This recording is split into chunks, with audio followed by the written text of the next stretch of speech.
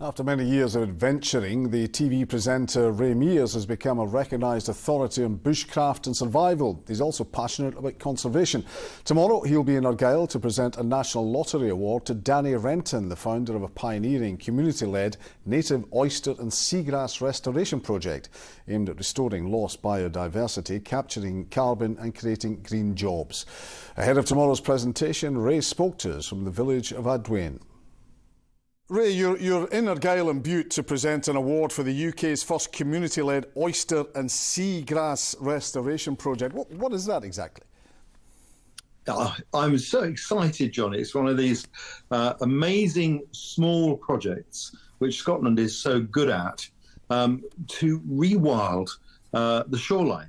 And the winner is a man called Danny Renton, who's won this incredible prize from the National Lottery.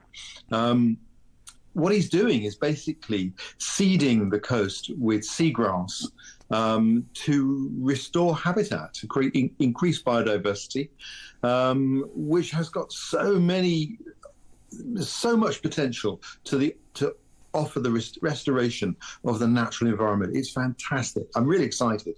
And can it be done to scale, this sort of thing, or is that a kind of small local project? I think it's a small project. It's showing the way. It's something that I think others could pick up on. And it's exactly the kind of project, really, in truth, we ought to be doing nationally.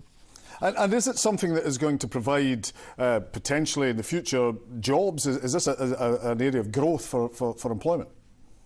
It definitely is, because obviously one of the benefits of this is the restoration of the natural oyster beds, which is good for everybody. But taking care of the environment does build jobs because it provides new potential, new opportunities, the restoration of natural resources that we are losing at an alarming rate. And where is Scotland placed in these biodiversity initiatives? Do you know, one of the things I really love about Scotland is you have so many small schemes up here, many of which won't bear fruit for generations to come. People are restoring forests, very often out of their own pockets. It's amazing. It's something that Scotland is really, really good at doing. And when you get these projects and can partner up with the National Lottery, well, then everything becomes possible. And are they always going to be small-scale projects, or can they become bigger? I think there's a lot to be said for small-scale projects because they're very well plugged into the local community, and I think it's that sense of local pride, which is a very big part of their success. But I think, in truth, if we are to really improve the natural habitat and the natural ecosystems, we have to start to do things on a bigger scale. Now, Ray, everyone watching this will know you from your programmes about survival techniques and bushcraft. And I'm wondering, in a time of technology, and even we're talking to you via technology in Argyll, is there still a place for these techniques? I think they're really important. They reconnect people with nature. And I think that's absolutely critical. If we're to understand the problems that we face, we need to learn to love the wild spaces that we have. I'd encourage any politicians that are out there, if they want to really know more about nature, to come and join me outdoors, and I'll show you what nature's all about. And it's absolutely critical that we reconnect people with the environment, because the next generation are going to face bigger problems, and they need to have an understanding, but most importantly, they need to have a love for nature and everything that it provides. And obviously, there can be marvellous experiences from being involved in nature and from these survival experiences. What kind of stands out from you, from your own vast experience, some particular story that may be crazy or whatever? I don't know. That's very difficult. That's a difficult question to answer. Sometimes it's the small thing. It's when you see somebody gain confidence to do something that they never thought they could do. When you and it can be sometimes.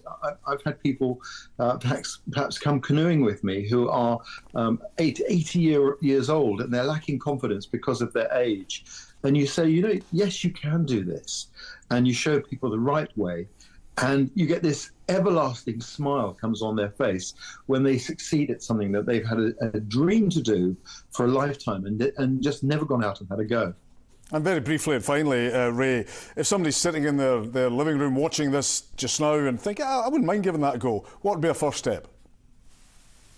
First, just take a look on the internet, find opportunities, go out and have a go. The most important thing is that first step outside your door. Step out and have a go.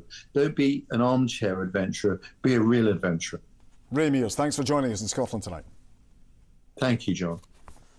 And that is Scotland Tonight. Rona's here tomorrow. Until then, the small Belgian town of Casterly has welcomed people from around the world for its annual kayaking race featuring large hollowed-out pumpkins. Here's one last thing.